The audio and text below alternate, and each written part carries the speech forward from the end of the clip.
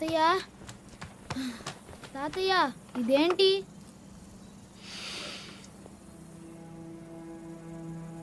ఇది ఎక్కడ దొరికింది? పొలాల్లో. నాతోరా, నీకొకటి చూపించాలి. నేను ఒకప్పుడు ఏం చేశానో నీకెప్పుడైనా చెప్పానా?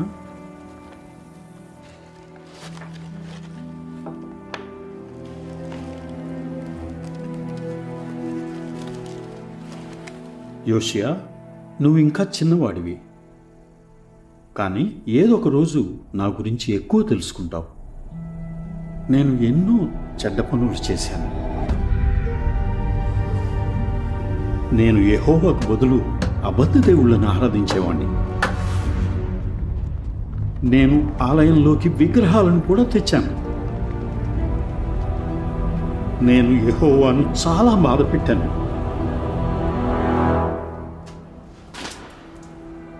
ఆయన నాకు క్రమశిక్షణ ఇచ్చాడు. నన్ను క్షమించమని యెహోవాను వేడుకున్నాను. ఆయన క్షమించాడా? అవును, ఆయన ఎంతో కరుణ గలవాడు. ఇవన్నీ యెహోవా ప్రవక్త యెషయా రాసిన మాటలు.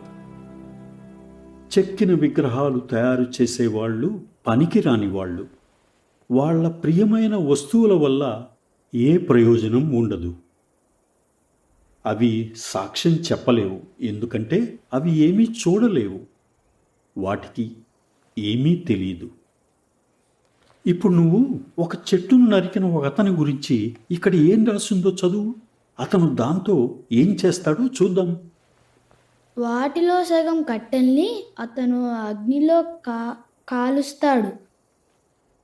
ఆ సగం కట్టెలతో అతను మాంసాన్ని కాల్చుకొని తిని తృప్తి చెందుతాడు. అంతేకాదు, అతను చలి కాల్చుకొని ఆహా, ఈ మంటను చూస్తే వెచ్చగా ఉంది అంటాడు. అలా చేయడం తప్ప తాతయ్య? లేదు నాన్న, అతను మిగతా సగంతో ఏం చేశాడో మనం చూద్దాం. మిగతా వాటితో అతను ఒక దేవుణ్ణి, అంటే తన చెక్కుడు విగ్రహాన్ని తయారు చేసుకుంటాడు. దానికి వంగి నమస్కారం చేసి దాన్ని పూజిస్తాడు. దానికి ప్రార్థిస్తూ నన్ను కాపాడు, ఎందుకంటే నువ్వే నా దేవుడివి అంటాడు. అది తప్పు. అలా చేయడం ఎందుకు తప్పు యోషియా? ఎందుకంటే అది యెహోవాది కాదు, అది చెట్టే కదా. అలా చేస్తే యెహోవాకు ఎలా అనిపిస్తుంది? మనం వేరే దేవుళ్ళను సేవించడం యెహోవాకు ఇష్టముండదా? అవును, అలాగే వేరే ఏ దేవుడైనా మన ప్రార్థన వింటాడా? లేదు, యెహోవా మాత్రమే వింటాడు. యెహోవా నీ ప్రార్థనలు వినాలనుకుంటున్నాడు యోషియా. నేను ఆయనకు ఎప్పుడూ ప్రార్థిస్తాను. రోజులో చాలాసార్లు మనస్ఫూర్తిగా ప్రార్థన చేయి. అలా చేస్తే నువ్వు ఆయన్ని ప్రేమిస్తున్నావని, ఆయనకు స్నేహితునిగా ఉండాలనుకుంటున్నావని చూపిస్తావు. నువ్వేదైనా తప్పు చేస్తే క్షమించమని యెహోవాకు ప్రార్థన చేయి. 100 తప్పులు చేసినా? 100 తప్పులు చేసినా సరే. మరి 1000? 1000 అయినా, వేల తప్పులు ఎన్నైనా సరే క్షమించమని యెహోవాకు ప్రార్థించి సరైనది చేయడానికి నిజంగా ప్రయత్నిస్తే తప్పకుండా క్షమిస్తాడు.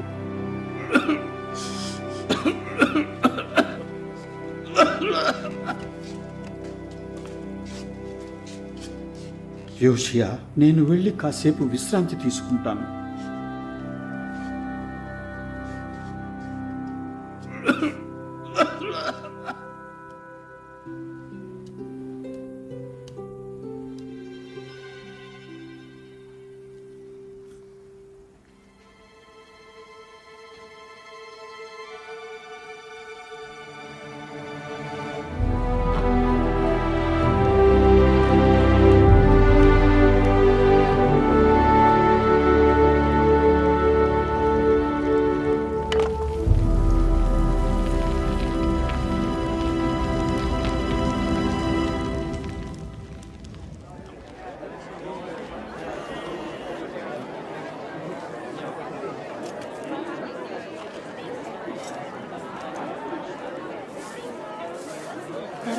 ఏం జరిగిందో చెప్పు. ఎక్కడి వరకు చెప్పాను? దేవదూత వచ్చాడు. ఆ, అప్పుడు యెహోవా దూత కిందకి వచ్చి అంతే, సెన్హెరిబ్ సైన్యంలో 185,000 మందిని ఒకేసారి చంపేశాడు. అవునా? అవును, మనం ఎప్పుడు యెహోవా మీద నమ్మకం పెట్టుకోవచ్చని హిజ్కియా రాజు తెలుసుకున్నాడు. నాకు నీతో పాటు ఆలయానికి రావాలని ఉంది. జెఫన్యా, నీ పిచ్చి పిచ్చి కథలతో పిల్లాడి బుర్రపాడు చేయకు. యోషియాను ఆలయానికి తీసుకెళ్ళమని నువ్వు రాజు ఎక్కడికి వెళ్తున్నావో నాకు తెలుసు. మా నాన్న నీతో ఏం చెప్పాడన్నది నాకు అనవసరం. పిల్లాడు మాత్రం ఏంటి? నాన్న, ఇక్కడేం చేస్తున్నావు? యోషియా ఆలయానికి వెళ్ళాలనుకుంటున్నాడు. నాకంటే ముందు తనని అక్కడికి తీసుకువెళ్ళమని జెఫన్యాకు చెప్పాను. నీకు మాతో పాటు రావాలని లేకపోతే మానే, అంతేగాని నువ్వు యోషియాని ఆపడానికి వీల్లేదు.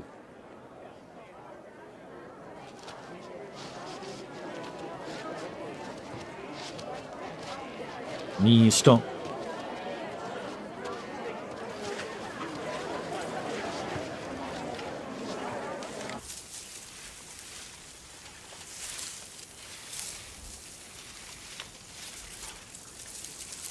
ఏనాను, ఇది సరిపోతుంది.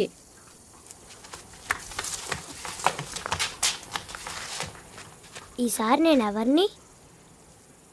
నేను సొలొమోన్ రాజుగా ఉంటాను.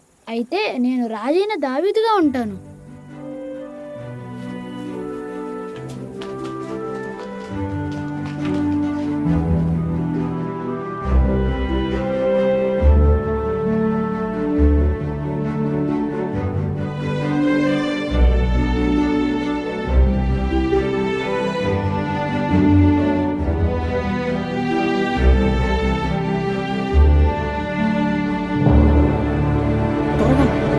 త్వరగా పిల్లాన్ని తీసుకురండి, మనిషిరాజు మాట్లాడతాడంట. యోషియా రాలేదా? వస్తున్నాడు ప్రభు. తాతయ్య, యోషియా, బాబు, నేను చెప్పేది విను. లేదు తాతయ్య, మీరు బాగవ్వాలి. నేను ఒంటరినైపోతానేమో. నువ్వు ఒంటరివి కావు. యెహోవా నీకు తోడుగా ఉన్నాడు. అలాగే మన బంధువు జెఫన్యా కూడా. యెహోవా పవిత్రుడు. నువ్వు ఆయన కోరుకున్న పద్ధతిలోనే, ఆ ఒక్క పద్ధతిలోనే సేవించాలి. ఆలయంలో బలులు, పండుగలు జరిగితే మనం యెహోవాకు స్నేహితులం అవుతాం. నేను స్వచ్ఛారాధనను తిరిగి ప్రారంభించటానికి ప్రయత్నించాను, కానీ ప్రజలు ఇప్పటికీ ఉన్నత స్థలాల్లో బలులు అర్పిస్తున్నారు. యెహోవా మందిరాన్ని మనం నిర్లక్ష్యం చేశాము. యెహోవాను సరైన విధంగా ఆరాధించినప్పుడు ప్రజలు ఎంత సంతోషంగా ఉండేవాళ్ళో. యెహోవా ఆలయం ఆరాధన మళ్ళీ అలా అవ్వాలి.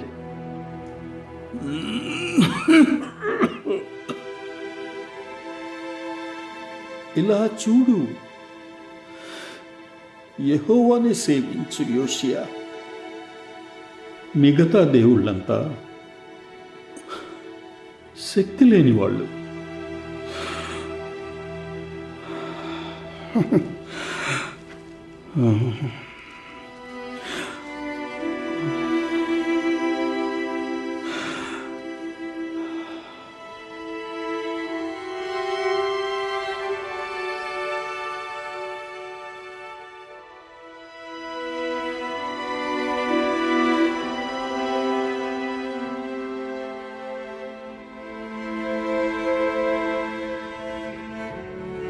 నేను ఒంటరినైపోతానేమో.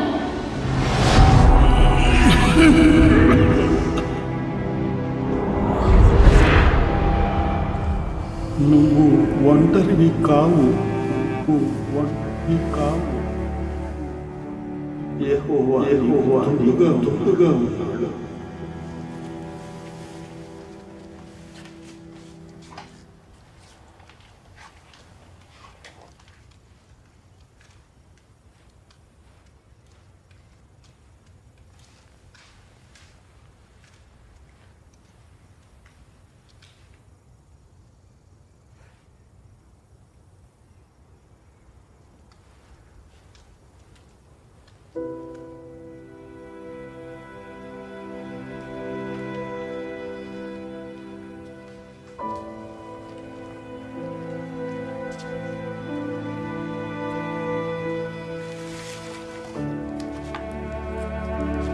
యెహోవాను సరైన విధంగా ఆరాధించినప్పుడు ప్రజలు ఎంత సంతోషంగా ఉండేవాళ్ళు.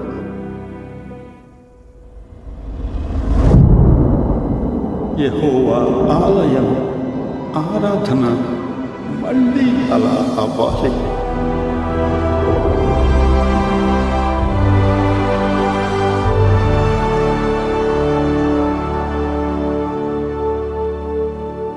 యోషియా,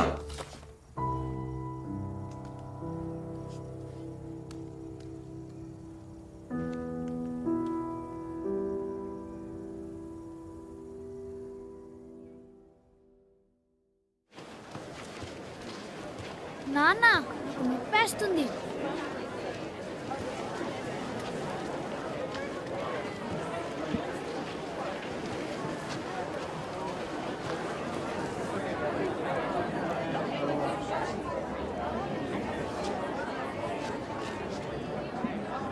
వ్యాపారం ఎలా జరుగుతుంది? ఫినేషియా విగ్రహాలు చాలా బాగున్నాయి. అవి ఎక్కువగా అమ్ముడుపోతున్నాయి బెన్మత్తాను. మనకు వాటి మీద కూడా బాగా లాభాలు వస్తున్నాయి. అంతేకాదు వీటి వల్ల మనకు బయలు ఆశీర్వాదాలు ఉంటాయి. ఈసారి మన పంటలు బాగా పండుతాయి. యెహోవాకు ఇది నచ్చదు. నోర్ముయ్. మనకి అందరి దేవుళ్ళు సహాయం కావాలి. యెహోవాది మాత్రమే కాదు. తాతయ్య నాకు అలా చెప్పలేదు. మిగతా దేవుళ్ళు శక్తి లేని వాళ్ళని చెప్పాడు. నెమ్మదిగా మాట్లాడు. తోఫేతు గురించి మీ తాతయ్యకి ఎక్కువ తెలుసు.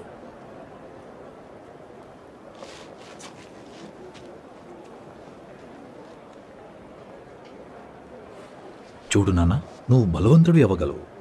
యెహోవా సహాయంతో, బయలు సహాయంతో అవ్వగలవు. అది నిజం కాదు. అది నిజం కాదు. యెహోవాను ఆరాధించాలంటే ఆయన ఆలయానికి వెళ్ళాలి. తాతయ్య నీ చెప్పారు. తాతయ్య చెప్పినవన్నీ ఇక మర్చిపో. ఆయన చనిపోయి 2 ఏళ్లయింది. ఆయన గురించి ఎప్పుడూ మాట్లాడద్దు, అర్థమైందా?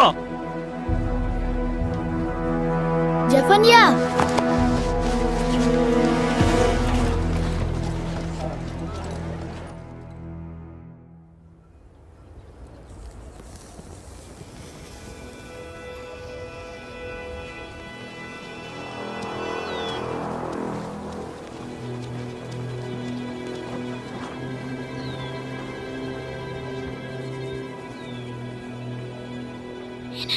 మనం వెళ్ళిపోతాం పదా. వినాను.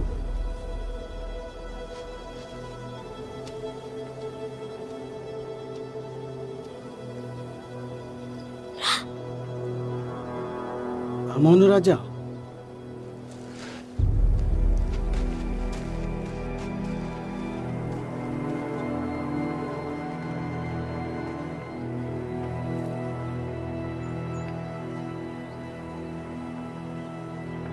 యోషియా,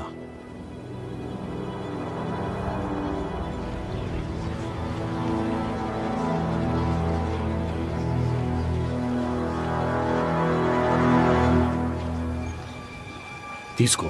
అనవసరంగా గొడవ చేయకు. మిగతా దేవుళ్ళంతా శక్తి లేని వాళ్ళు. నన్ను వదులు. ఇక్కడ కాదు, బయలు ముందు ఇలా చేయకు. వద్దు. ఓ!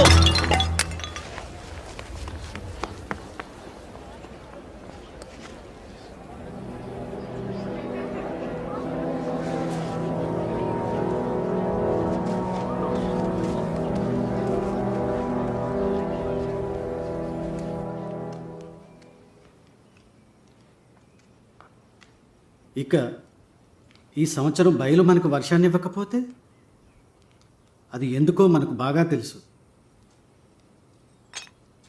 ఈరోజు మీ అబ్బాయి దైవ దూషణ చేశాడు. వాడి గురించి తెలుసు కదా, వాడు ఎప్పుడు మా నాన్నతోనే ఉండేవాడు.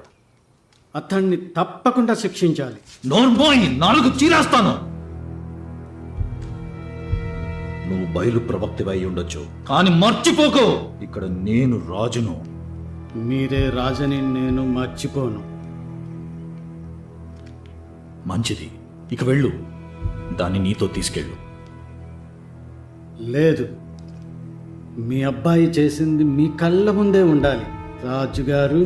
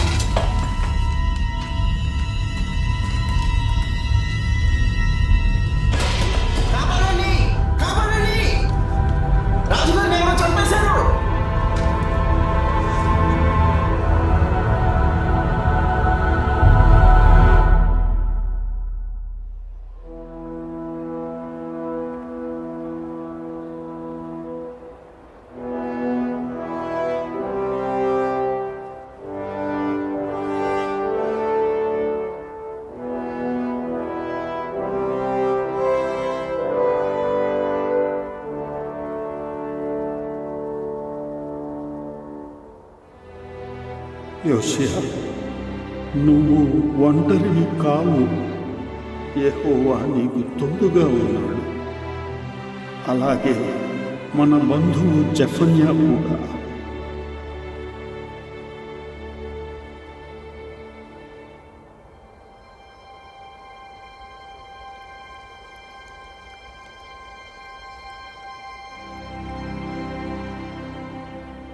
రాజు చిరకాలం వర్ధిల్లాలి.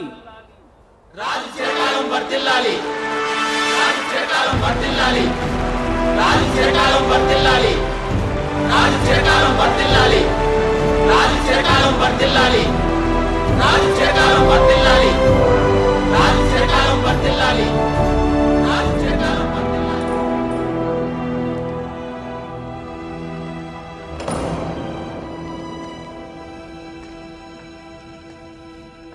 ఏనాను నా ప్రభువు ఇప్పుడు రాజు.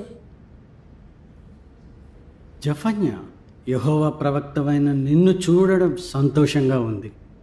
రాజా, జరిగిన వాటన్నిటినీ బట్టి మీరు చాలా బాధలో ఉండి ఉంటారు. మీ నాన్నగారి లేకపోవడం నాకు లోటుగానే ఉంది. ఆయన చాలా మంచివారు, ఎవరికి నచ్చినట్టు వాళ్ళు ఆరాధించుకోవచ్చు అనేవాడు. నిజం చెప్పాలంటే మీ నాన్న చాలా ముఖ్యమైన విషయాల గురించి ఆయన నన్ను సంప్రదించేవాడు. యోషియా, మనం ఎప్పుడైనా బాణాలాట ఆడుకుందామా? చూద్దాం. ఇక మాకు సెలవివ్వండి ప్రభు. నిజంగా మీ నాన్నగారు చనిపోయినందుకు చాలా బాధగా ఉంది. మీకెప్పుడు అవసరమైనా నన్ను పిలవండి.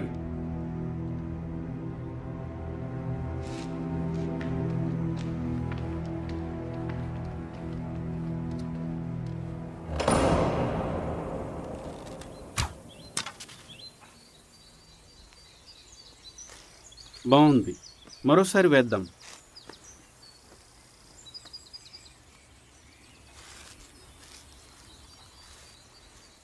నీ చేతిని కదపకు. ఇదిగో ఇలా గుర్తుపెట్టుకో. బాణాన్ని కాదు, గురినే చూడాలి. ఇలాగా అది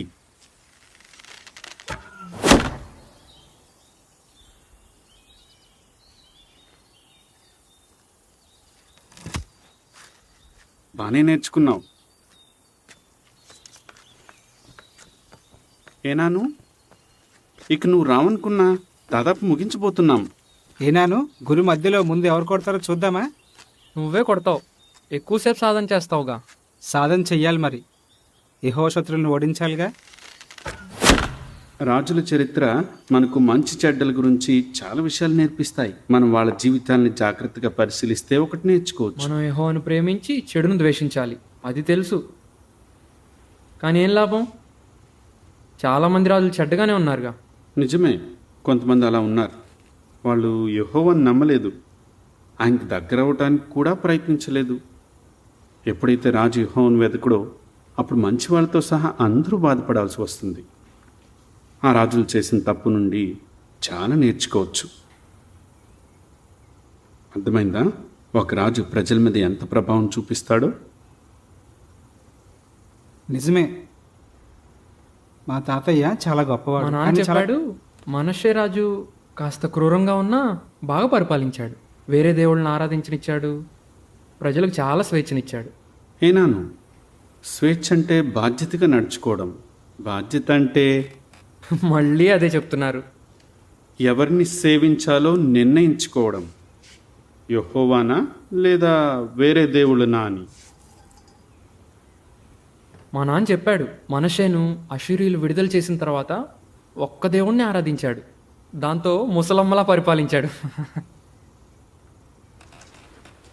అదేం కాదు, మా తాతయ్య తప్పు చేశాక యెహోవాయే సత్యదేవుడని తెలుసుకున్నాడు. ఆయన్ని అవమానించావు.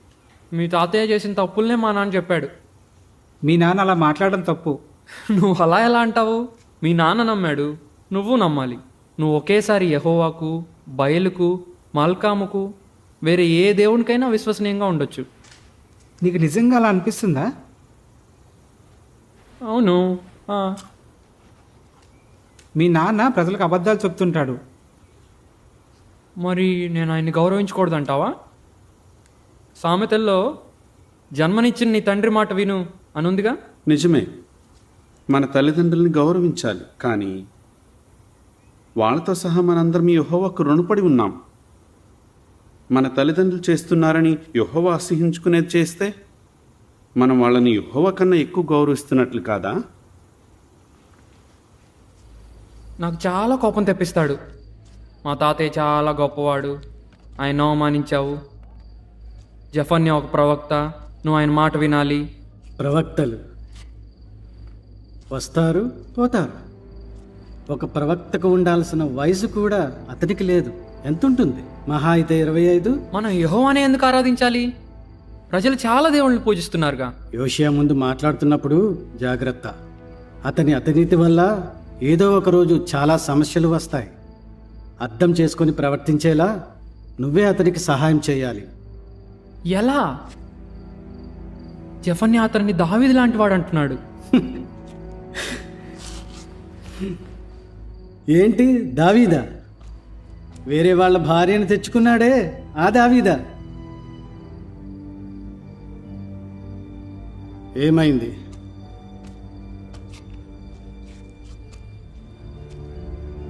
నాతో చెప్పు.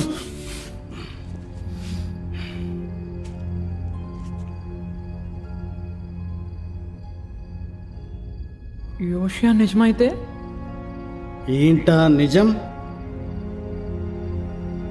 నిజంగా ఒకే సత్యదేవుడు ఉంటే?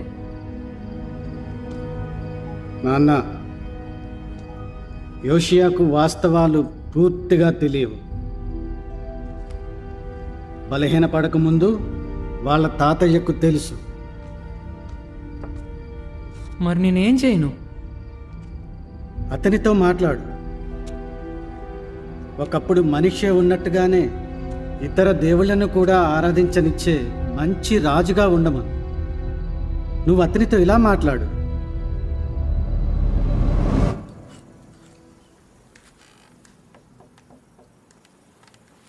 యోషియా, నేను నీకు క్షమాపణ చెప్పాలనుకుంటున్నాను. నిన్న నేను నీతో అలా మాట్లాడి ఉండకూడదు. ఏం పర్లేదు, నిన్ను ఎప్పుడో మన క్షమించేసా. మధ్య గొడవలు ఎందుకు చెప్పు? కానీ నువ్వు చెప్పే తప్పైతే, ఒకవేళ బయలును ఆరాధించడం ముఖ్యమైతే ఒక్కసారి ఆలోచించు. బయలు ప్రాణాధారమైన వర్షాలకు దేవుడు. అంతేకాదు మీ నాన్న తాతయ్య కూడా ఉన్నత స్థలాల్లో బలులు అర్పించారు. అలాంటిది నువ్వు ఆరాధించకపోవటం వల్ల బయలు వర్షాలు కురవకుండా చేస్తే పంటలు ఎండిపోతాయి, ప్రజలు ఆకలితో అలమటిస్తారు. ఆ తర్వాత వాళ్ళు నీ మీద తిరుగుబాటు చేస్తారు. నీ దృష్టిలో యెహోవా ఎంత గొప్పవాడో నాకు తెలుసు. కానీ ఇతర దేవుళ్ళకు కూడా బలులు అర్పించుడు, ఎందుకైనా మంచిది.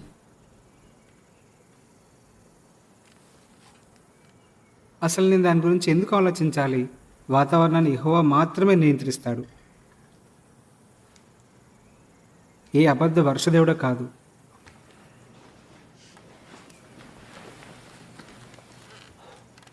నీకు గుర్తుందా?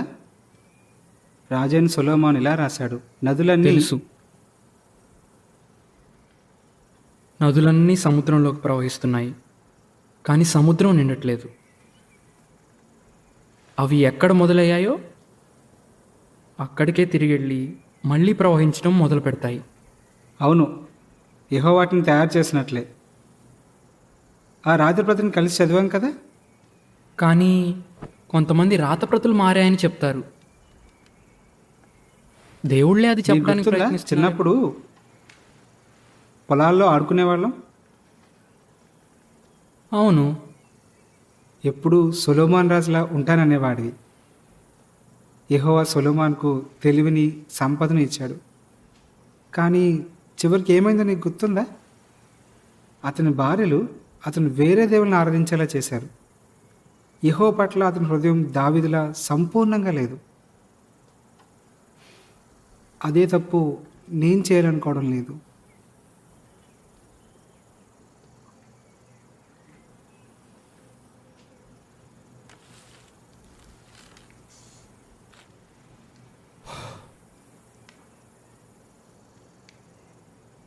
ఏం వేస్తున్నావు? ఆలయం. ప్రజలు యెహోవాను సరైన విధంగా ఆరాధించినప్పుడు ఆలయం ఎంతో అందంగా ఉండదని మా తాతయ్య చెప్పేవాడు. మళ్ళీ అలా అవగలదని చెప్పాడు.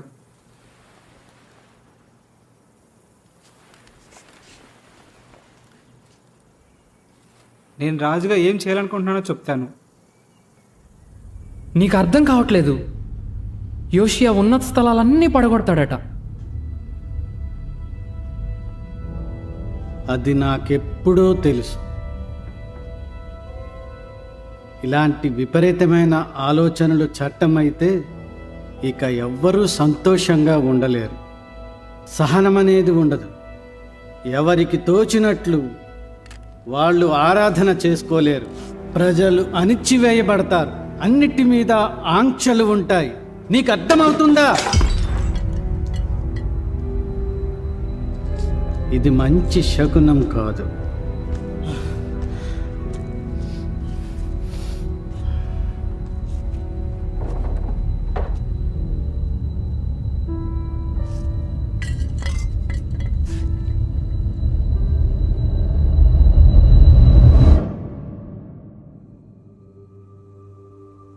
నువ్వు ఆయన కోరుకున్న పద్ధతిలోనే, ఆ ఒక్క పద్ధతిలోనే సేవించాలి. యెహోవా పవిత్రుడు.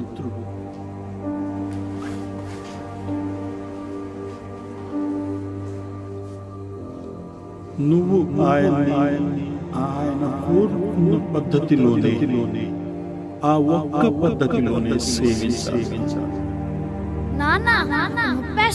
చూడు నాన్న, నువ్వు బలవంతుడి అవ్వగలవు. యెహోవా సహాయంతో, బయలు సహాయంతో అవ్వగలవు.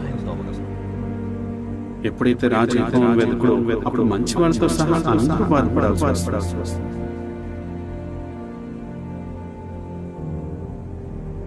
కానీ నువ్వు చెప్పే తప్పైతే ఇతర దేవుళ్ళకు కూడా బలులు అర్పించు, ఎందుకైనా మంచిది.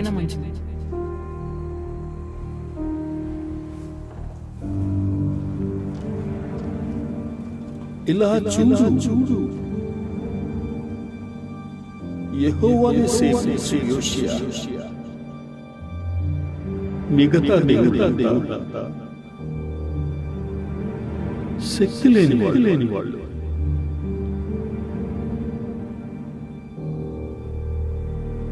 ఓ యెహోవా,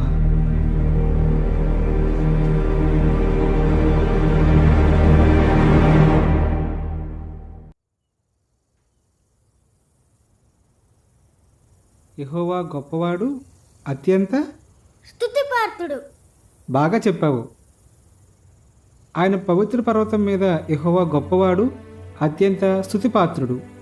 ఉత్తర దిక్కున సుదూరంలో ఉన్న పర్వతం ఏంటా పర్వతం? ఎవరు చెప్తారు? సియోను పర్వతం. మీ ఇద్దరు చాలా బాగా వింటున్నారు.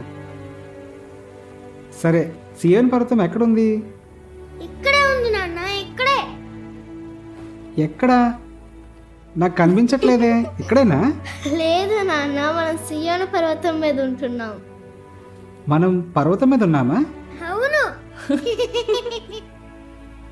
సియోను పర్వతం ప్రత్యేకత ఏంటి? నాకు తెలుసు. చెప్పమ్మా. ఇక్కడే దావీదు రాజు ఉండేవాడు. యెహోవా నా పవిత్ర పర్వతమైన సియోను మీద నేనే నా రాజును ఆసీనం చేశానని చెప్పాడు. యాజకులు మందసాన్ని ఇక్కడికి తీసుకొచ్చారు. హమూటలు ఇంత తెలివైన పిల్లలు మనకి ఎక్కడ దొరికారు? వాళ్ళు వాళ్ళ నాన్నలాగే.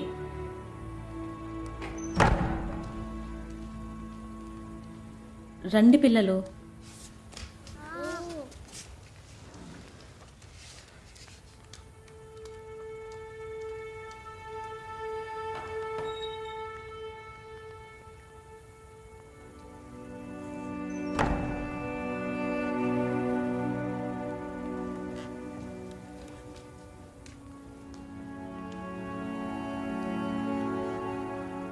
జఫన్యా, మా చిన్న అబ్బాయి పొలాల్లో దొరికిన దీన్ని ఇంటికి తీసుకొచ్చాడు.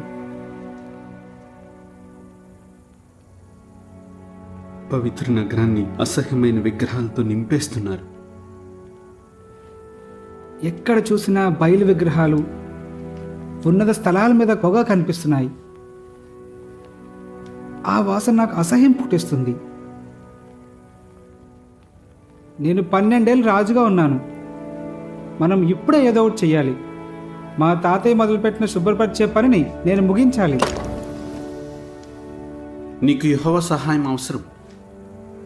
తెలుసు, నేను దాని గురించి ఎప్పుడూ ప్రార్థిస్తున్నాను. మంచిది. నేను ఒక ప్రకటన చేస్తాను. ఈ దేశంలో విగ్రహాలను నాశనం చేస్తామని అన్ని చోట్ల ప్రకటన చేయించండి. ఇంత ధరనా? కావాలంటే తీసుకో. రోజు రోజుకు ధరలు బాగా పెంచుతున్నారు.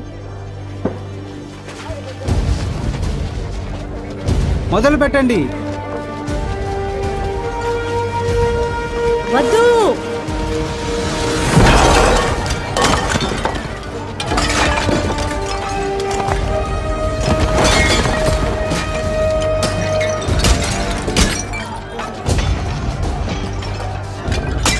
దేశంలో విగ్రహాన్నిటికీ ఇలాగే అవుతుంది.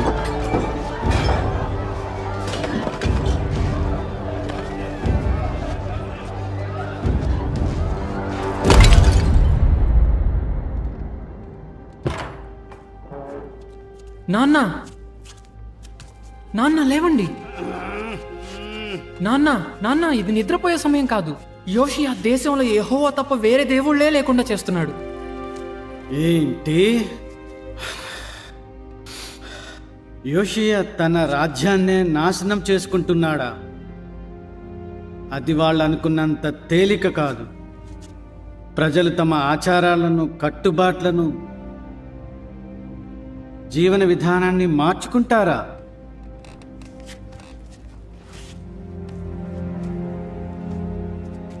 వాడొక మూర్ఖుడు. బయలు రక్షిస్తుంది.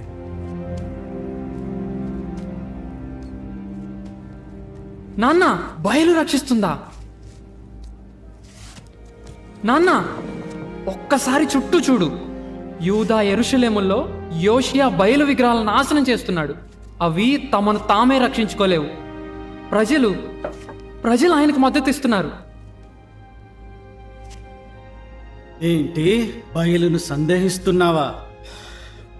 నేనంటే లెక్కలేదు. నువ్వు బయలుకు నిన్ను కన్న నాకు నమ్మక ద్రోహం చేశావు.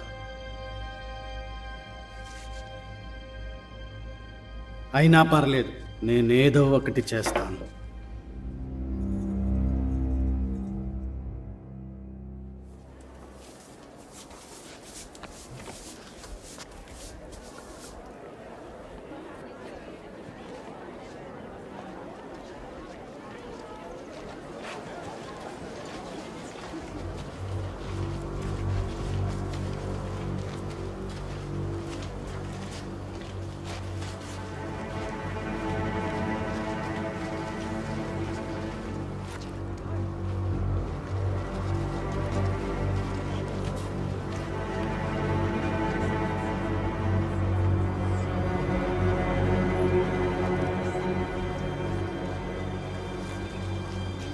అమ్మా అమూటలు, ఒక విషయం నీతో మాట్లాడాలి.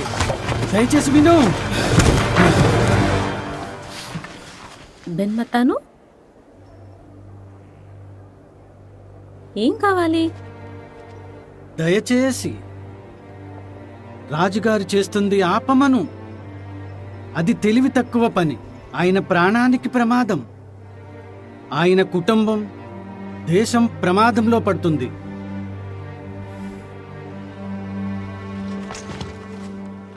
యోషియా రాజు బయలు ఆరాధకుల మీద లేచాడంటే బయలు మీద లేచాడని అర్థం. నువ్వు నీ అసహ్యమైన విగ్రహాలు నిన్ను పట్టుకోమని చెప్పే ముందు ఇక్కడ నుండి వెళ్ళిపో.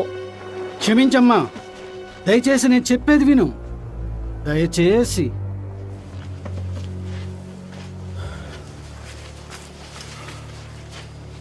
హమూటలు, నీ క్షేమం కోరే చెప్తున్నాను. వాళ్ళ నాన్నకు జరిగినట్లు రాజుగారికి ఏమైనా జరగరానిది జరిగితే? హమూటలు, నీ పిల్లల గురించి ఆలోచించు.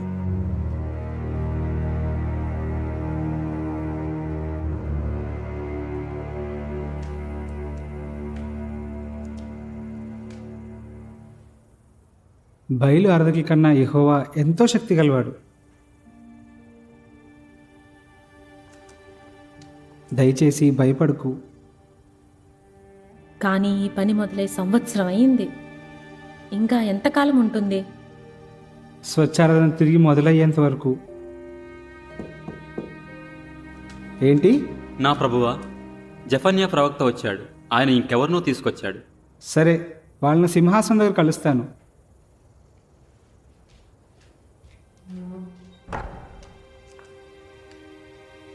పిల్లల్ని చూసుకో.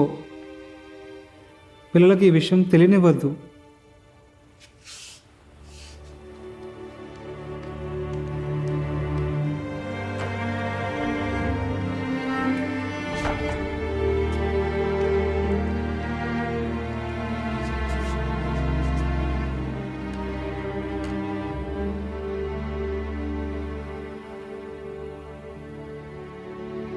యెహోవా, నా శక్తికి మించి చేస్తున్నానా?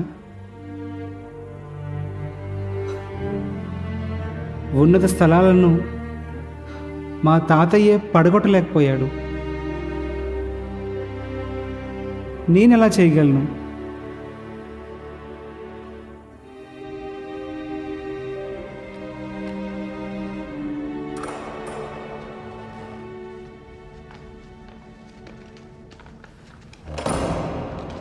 నా ప్రభువా, ఇతను ఇర్మియా అనాతోతువాడు.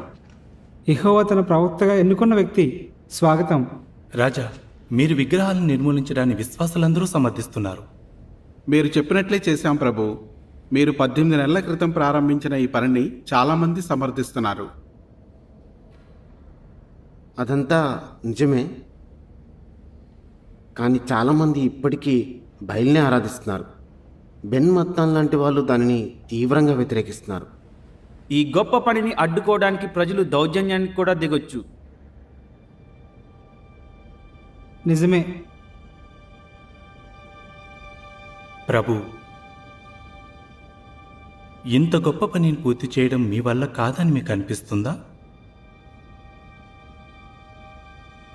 స్వచ్ఛారాధనను ప్రారంభించడం చాలా కష్టమైన పని, కానీ అలా చేయడమే సరైంది. సరిగా చెప్పారు యోషియా. మీరు ఈ పనిని సొంత శక్తితో చేయట్లేదు. యెహోవా మీతో ఉన్నాడు. ఈ పని పూర్తి చేయడానికి కావలసిన ధైర్యాన్ని, తెలివిని, శక్తిని ఆయన మీకిస్తాడు.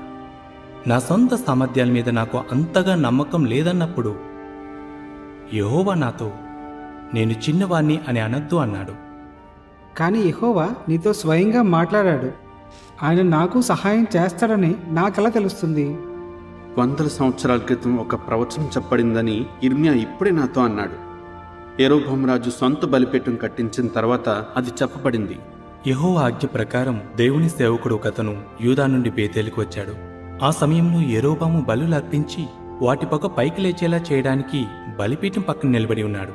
అప్పుడు ఆ ప్రవక్త యెహోవా ఆజ్ఞాపించినట్టు బలిపీఠంతో గట్టిగా ఇలా అన్నాడు, బలిపీఠమా, బలిపీఠమా, యెహోవా ఏం చెప్తున్నాడంటే, ఇదిగో దావీదు వంశంలో యోషియా అనే కుమారుడు పుడతాడు.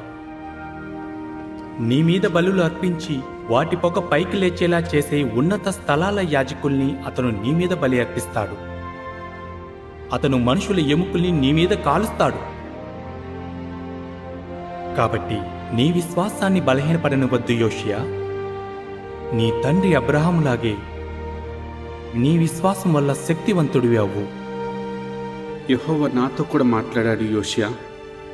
ఆయన ఇలా అన్నాడు, ఈ స్థలంలో బయలు ఆనవాళ్లే లేకుండా చేస్తాను. అన్ని దేవుళ్ళ పూజారుల పేరు ప్రతిష్టల్ని, అలాగే యాజకుల్ని తుడిచిపెట్టేస్తాను. యువరాజుల్ని, రాకుమారుల్ని, విదేశీ వస్త్రాలు వేసుకునే వాళ్ళందరినీ లెక్క అడుగుతాను. వాళ్ళ వెండి కానీ వాళ్ళ బంగారం కానీ వాళ్ళని కాపాడలేవు. భూమి మీద ఉన్న దేవుళ్ళందరినీ ఆయన నాశనం చేస్తాడు.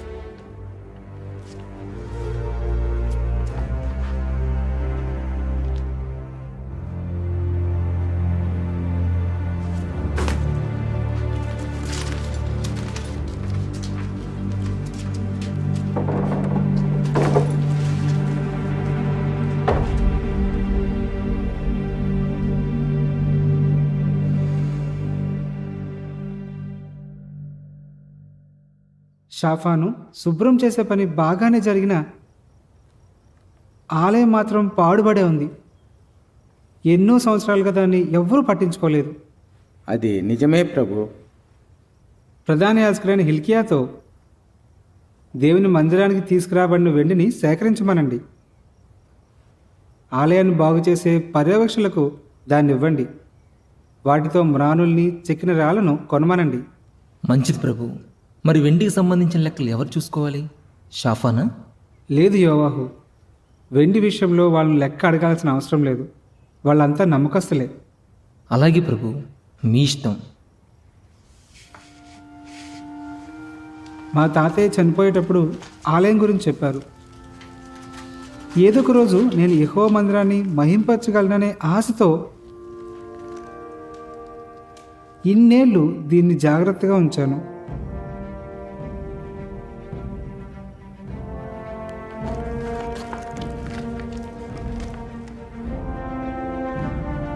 ఆ రోజు రానే వచ్చింది.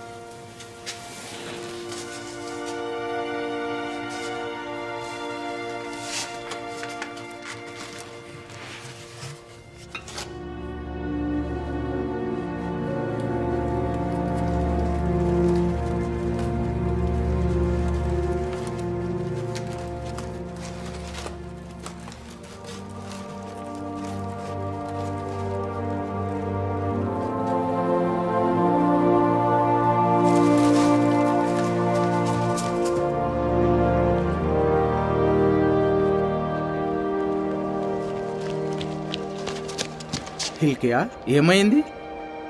షాఫాను, నాకు ఈ ధర్మశాస్త్ర గ్రంథము యెహోవా మందిరంలో దొరికింది. ధర్మశాస్త్ర గ్రంథమా?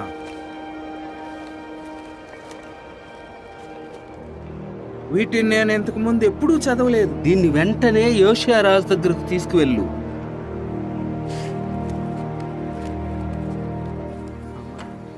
ఇప్పటి వరకు జరిగిన దాన్ని బట్టి మనం అనుకున్న దానికన్నా ముందే పూర్తి చేస్తున్నాం. కానీ కొంత సామాగ్రి ఇంకా రాలేదు. అవి మనకు వచ్చే వారం కానీ లేదా తర్వాత కానీ వస్తాయి. ప్రభు, షాఫాను, ఆలయపని ఎలా జరుగుతుంది?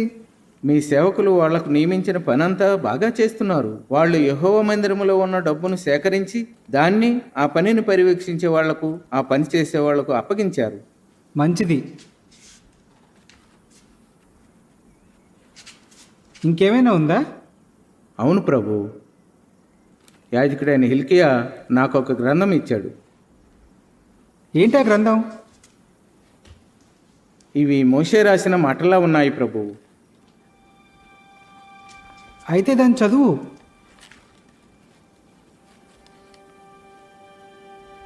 మీరు జాగ్రత్తగా పాటించాల్సిన నియమాలు, న్యాయ నిర్ణయాలు ఇవే. మీరు ఓడించి స్వాధీనం చేసుకోబోయే జనాలు తమ దేవుళ్లను పూజించిన చోట్లన్నింటినీ మీరు పూర్తిగా నాశనం చేయాలి. అవి ఎత్తైన కొండల మీదున్నా, పర్వతాల మీదున్నా, పచ్చని చెట్టు కిందున్నా వాటిని మీరు నాశనం చేయాలి. మీరు వాళ్ళ బలిపీఠాలని కూలగొట్టాలి. వాళ్ళ పూజా స్తంభాలని ధ్వంసం చేయాలి. వాళ్ళ పూజా కర్రల్ని అగ్నిలో కాల్చేయాలి. వాళ్ళ దేవుళ్ల చెక్కుడు విగ్రహాలని ముక్కలు ముక్కలు చేయాలి. ఆ చోటు నుండి వాటి పేర్లను పూర్తిగా తుడిచిపెట్టేయాలి.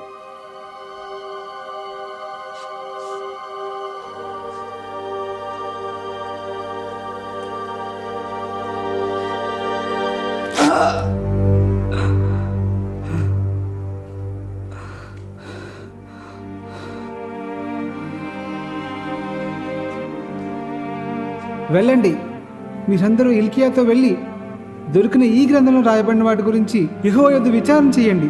యెహోవాకు మన మీద ఎంతో కోపం ఉంది. ఎందుకంటే మన పూర్వీకులు ఈ గ్రంథంలో రాయబడిన మాటలన్నిటికీ లోబడలేదు. వాళ్ళు యెహోవా ఆజ్ఞల్ని పాటించలేదు.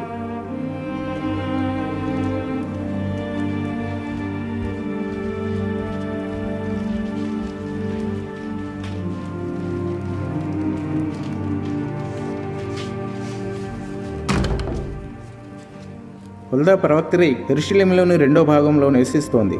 మనల్ని అక్కడ కలవమని హిల్కియాతో చెప్తాను.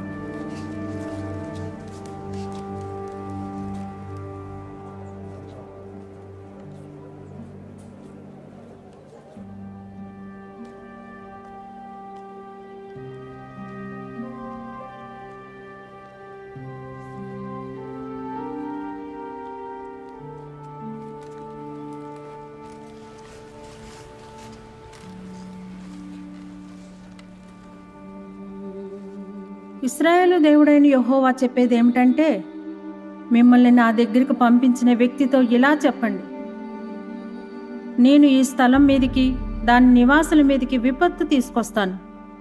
వాళ్ళు యూదారాజు ముందు చదివిన ఆ గ్రంథంలో రాయబడిన శాపాలన్నీ తీసుకొస్తాను.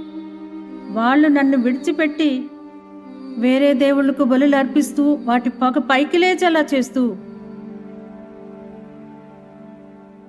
నాకు కోపం తెప్పించారు.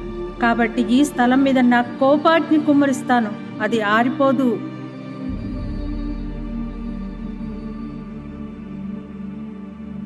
అయితే యూదారాజుకు ఇశ్రాయేలు దేవుడైన యెహోవా చెప్పేదేమిటంటే, దేవుడు చెప్పిన మాటల్ని విన్నప్పుడు నీ హృదయం స్పందించింది. దేవుని ముందు నిన్ను నువ్వు తగ్గించుకున్నావు. నీ బట్టలను చింపుకుని నా ఎదుట ఏడ్చావు. కాబట్టి నేను నీ ప్రార్థన విన్నాను. అందుకే నువ్వు శాంతిగా సమాధిలోకి చేర్చబడతావు. నేను ఈ స్థలం మీదకి, దాని నివాసుల మీదకి తీసుకొచ్చే విపత్తు అంతటినీ నువ్వు చూడవు. మన కరుణగల దేవుడిని యెహోవా స్తుతించబడాలి. ఆయన మనల్ని ఈ నాశనం నుండి తప్పించాడు. యూదా యెరూషలేములోని పెద్దలందరినీ పిలిపించండి, వాళ్ళని యెహోవా మందిరానికి రమ్మనండి. నేను నీకు ఆజ్ఞాపిస్తున్న ఈ మాటలన్నిటికీ లోబడేలా జాగ్రత్త పడు. అప్పుడు నీకు నీ తర్వాత నీ కుమారులకు మంచి జరుగుతుంది. ఎందుకంటే నువ్వు నీ దేవుడిని యెహోవా దృష్టిలో మంచిది సరైంది చేస్తున్నావు. నువ్వు స్వాధీనం చేసుకోబోయే జనాల్ని నీ దేవుడిని యెహోవా సమూలంగా నాశనం చేశాక ఈ జనాలు తమ దేవులను ఎలా పూజించేవాళ్ళో చెప్పండి అంటూ నువ్వు వాళ్ళ దేవుళ్ళ గురించి అడగకూడదు. ఎందుకంటే వాళ్ళు తమ దేవుళ్ళ కోసం యెహోవా ద్వేషించే ప్రతి అసహ్యమైన పనిని చేస్తారు. ఆఖరికి తమ దేవుళ్ళకు అర్పించడం కోసం తమ కుమారుల్ని కూతుల్ని అగ్నిలో వేసి కాల్చేస్తారు. నీ తోడబుట్టినవాడు కానీ, నీ కుమారుడు కానీ, నీ కూతురు కానీ, నీ ప్రియమైన భార్య కానీ, నీ ప్రాణ స్నేహితుడు కానీ మనం వేరే దేవుళ్ళని పూజిద్దాం పద అంటూ రహస్యంగా నిన్ను ప్రలోభపెట్టడానికి ప్రయత్నించారనుకో, నువ్వు అతనికి లొంగిపోకూడదు, అతని మాట వినకూడదు, అతని మీద జాలి కానీ కనికరం కానీ చూపించకూడదు, అతన్ని కాపాడకూడదు. బదులుగా నువ్వు అతన్ని ఖచ్చితంగా చంపేయాలి. అబీబు నెలను ఆచరిస్తూ నీ దేవుని యెహోవాకు పస్కా పండుగ జరుపుకోవాలి. ఎందుకంటే అబీబు నెలలో రాత్రి వేళ నీ దేవుడిని యెహోవా ఐగుప్తు నుండి నిన్ను బయటికి తీసుకొచ్చాడు. యెహోవా తన పేరు మహింపరచడానికి ఎంచుకునే చోట నీ దేవుని యెహోవాకు పస్కా బలి అర్పించాలి. నాతో కలిసి ఒప్పందం చెయ్యండి.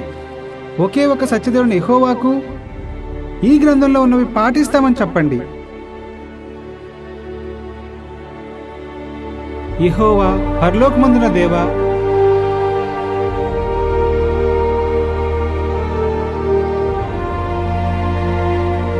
ఆమేన్.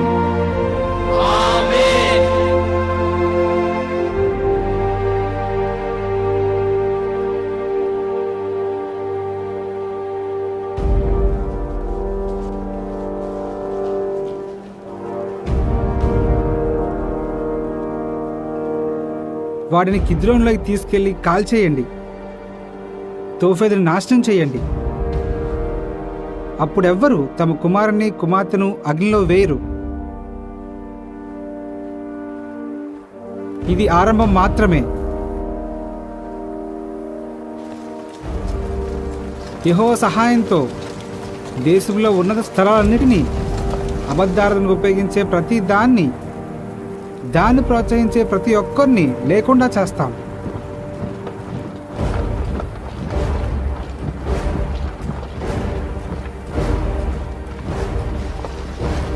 యూదా ప్రాంతాన్నంతా శుభ్రం చేశాక మళ్ళీ ఉత్తరానున్న సమరయ పట్టణాల వైపు వెళ్దాం.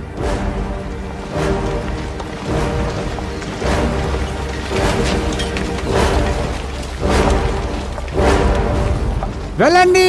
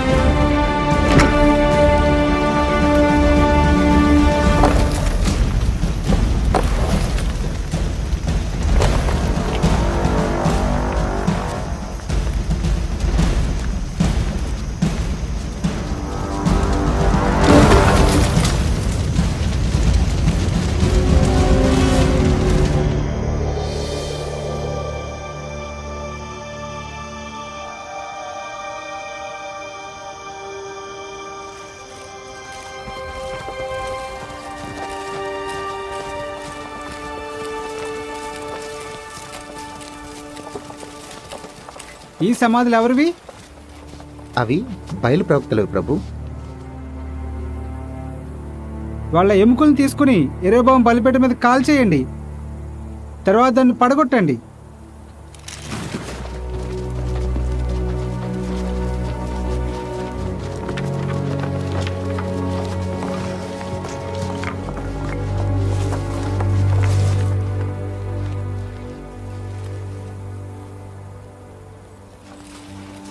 ఈ సమాధి ఎవరిది?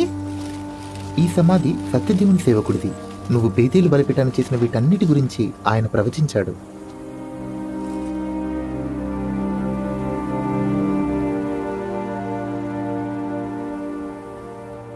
విశ్రాంతి తీసుకోనివ్వండి. అతని ఎముకల్ని ఎవరు కదిలించకండి.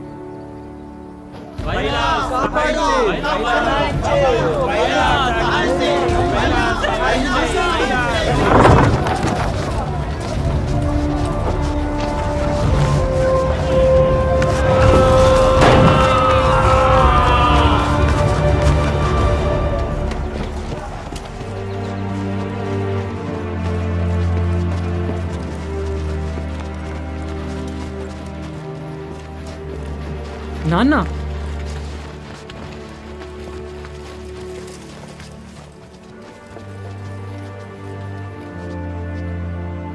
రాజైన తమరికి మీ తాతగారి పోలిక ఒక్కటి కూడా రాలేదు. ఇప్పుడు మీరు నా కొడుకునే నాకు వ్యతిరేకంగా ఉసుగొల్పారు. అది నిజం కాదు. నేను సరైన దాని వైపు నిలబడ్డాను. బయలుకు శక్తి లేదు. అది నీకు ఎందుకు అర్థం కావట్లేదు? శక్తి లేదా?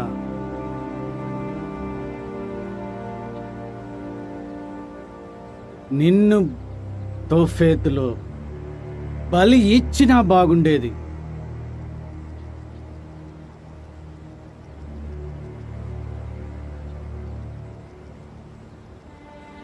ఇక మళ్ళీ ఎవ్వరూ ఆ పని చేయలేరు.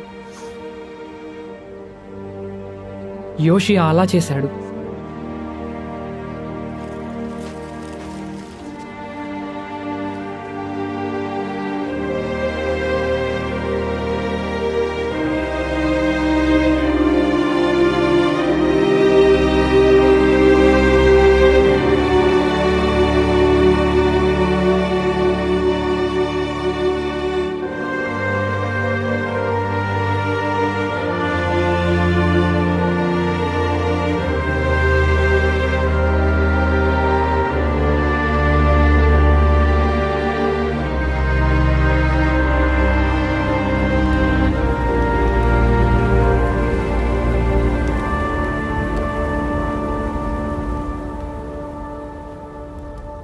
ప్రభు, ధర్మశాస్త్రం చెప్పిన వాటన్నిటి ప్రకారం పనులన్నీ జరిగాయి.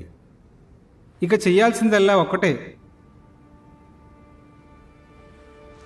ఒప్పంద పుస్తకంలో రాయబడినట్టుగా యెహోవాకు పస్కాను ఆచరించమని ప్రజలకు ఆజ్ఞాపించండి. ఒకవేళ వాళ్ళకు పస్కా బలులు అర్పించే స్తోమత లేకపోతే నా మందులోని పశువుల్ని నేనే ప్రజలకు విరాళంగా ఇస్తాను. చాలా సంతోషం. న్యాయాధిపతుల కాలం నుండి ఇంత ఘనంగా పస్కాను ఎప్పుడూ ఆచరించలేదు.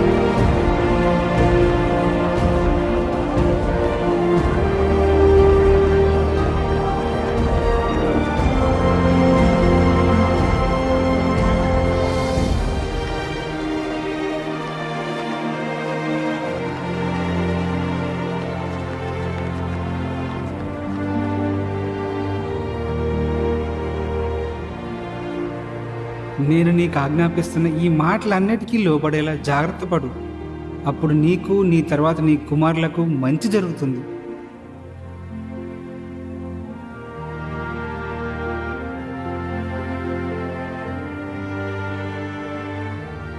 ఎందుకంటే నువ్వు నీ దేవుడని యెహోవా దృష్టిలో మంచిది సరైనది చేస్తున్నావు.